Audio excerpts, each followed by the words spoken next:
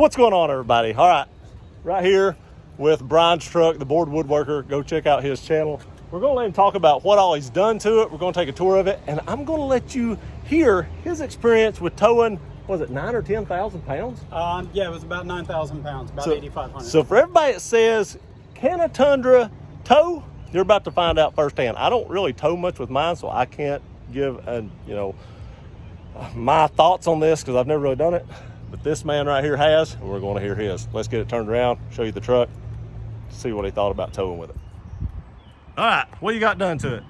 First, and I would like to say, don't be a jackhole and try to steal stuff off vehicles. Somebody tried to steal his light bar and hood bulge. You can see right here how it's bulged up. Don't do that. Don't be that guy. Just get a job and buy your own shit. Quit trying to steal somebody else's. Seriously. All right, let's see what all you got done to it. All right, well, since we're talking about the light bar, unlock it, and now you get to see the swipe function of the light bar. Hey, it's a Night Rider if it was a 4x4. Yeah. The outside ones are DLRs, and then you can also have the whole light bar come on. It goes all through your steering column, your stock. It works with your blinkers, the whole 9 yards. Nice. This is made by NSV. It's one, I think it's the only company that makes one for the Tundra. And luckily the hood bulge is almost the same for every truck. So I think this fits from the 07 up. And you said this was a pain in the hind end to actually put on. Yes, it was a huge pain. You have to tie into your blinkers, your DLRs. You get power from your extra brake, your eccentric brake power that goes to your towing module.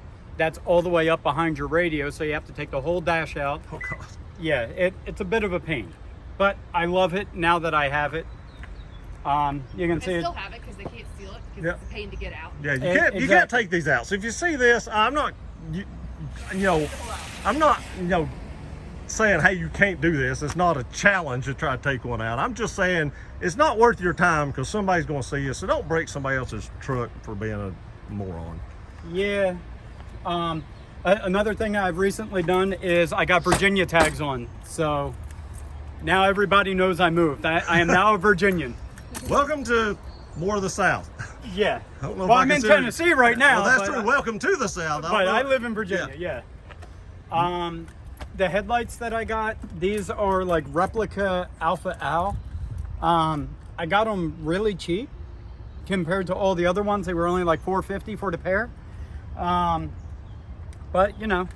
And I want to show you all the fit up. I mean, they fit up really well. The body lines are good. I mean, they look pretty much like my OEM 2020 TRD Pro ones. I mean, they fit really well. So if you're looking for headlights, that's not going to cost you a fortune, this is a good option. Yeah, and I love them. I don't really need the high beams because I have a 9,000 lumen light bar on the front. Is the beam a good pattern on them and stuff like that? That's the other thing I don't really like about it because you have these 4 parabolic lenses. Yep. The problem is in between the lenses, you can see that on the road in the light pattern. So it throws a shadow. Yeah, but it does give out a good light pattern. The high beams are really good. Also, it's like putting like a flashlight on your rifle. Put it more far forward so the rifle don't throw a shadow. Yeah. Or it's like trying to take a picture through a screen. It's going to pick up all the screen marks. True. I'm now back to just my stock fog lights. I used to have HIDs, but they ended up melting away. That sucks. Yeah, especially at $400 a pop. Oh God. $17.94. Love it. I have a 3.2 rough country. It's a see the spacer. Yeah, it's a spacer lift. With Biff Goodrich all terrains. Do you like those? I do. I love them. I don't have the problem that a lot of people do because I went with something that would fit on the stock rim. Yep. And still keep the stock experience. But I also have the size to actually fit the wheel well because these wheel wells are huge on this. Yeah, because I can't go to anything other than an all-terrain, which I'd like to go up to a little bit like a hybrid, but it'll rub. And I actually had to remove this piece on my inner fender to even get the 35 1250s to fit. Well, the funny thing is you point that out And you can see I'm going to be losing mine, not... It was a little loose. Yeah, yeah, it's not bolt. It's sitting in there with one screw. So. I don't know how they normally sit because mine was removed before I got the truck. The factory did all mine, so, or the dealership. And don't worry about the... Looks just like mine. Yeah, yours is clean though. Here's the said mess of my truck. I love this interior. We talked about this in another video. I love this peanut butter interior. I always have. It's one of my favorite. I would love to have like a seal gray Porsche 911 with this peanut butter interior. That's my favorite sports car made, probably that or GTR, but I love this interior. I always have. The wood grain looks pretty amazing. Looks like burl wood. Yeah, the wood grain in this is very accurate for being plastic. Yeah. And coming from a woodworker, that says something. You can see how the panel up there in the front, where mine has the stitching in it and stuff. This looks really nice as well. I actually like this better than my stitching, but you can see the door panels have it as well. Now see, that's the funny thing. I like the crosshatch stitching that you have on the quilted on yours on the doors, but they don't make it for the 1794. Yeah, because 1794s all came with this interior, and you can see right here, it's like a suede on the sides with like a normal leather in the middle, and it does have heated and air conditioned seats. That's why it's perforated. Yep. Now it is filthy, but then again, in the past 2 months I've driven 9,000 miles to move. I had to move myself, so that's why it's dirty. That's one of the things on my list. I put 9,000 miles in my truck in the last 2 years. You put on it in 2 months. I did. Actually, I probably haven't put that much on it in 2 years. I got the windows tinted. I have 5% all around, including on top of the factory tint. That's a must. Oh, something dropped. Yep, and Xfinity will get that broken. Well. So,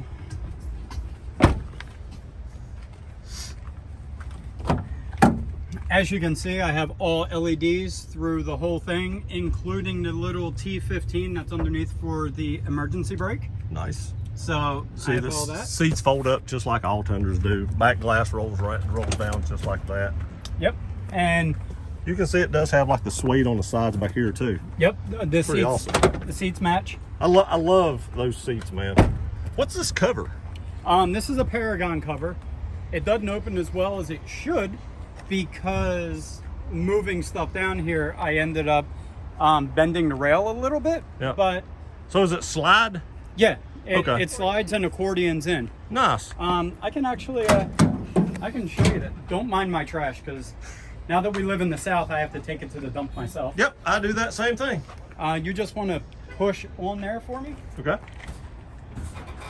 Yeah, because it hangs up about halfway through. So I just push. Yep. Holy crap, that was fast. It also has locking struts in the front to hold it up, and it also holds it closed.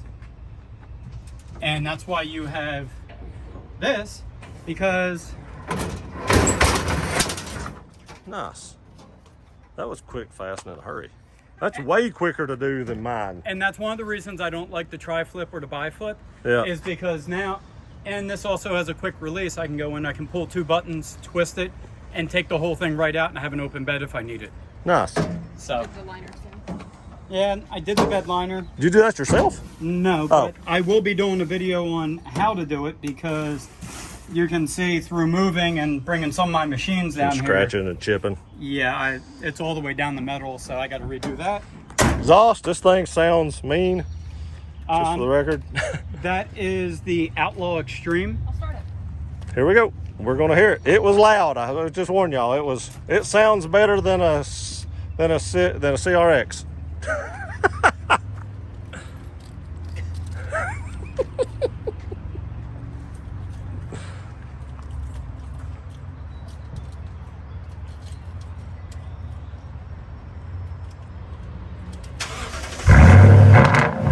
God. Standing behind it. It's a little bit loud. Golly, bum. That's nuts. Take it up to about 35. God. That's crazy. That is loud. That is loud. Well, you definitely know when I'm home. That's true. You definitely do know that. Can you start it and put it in reverse?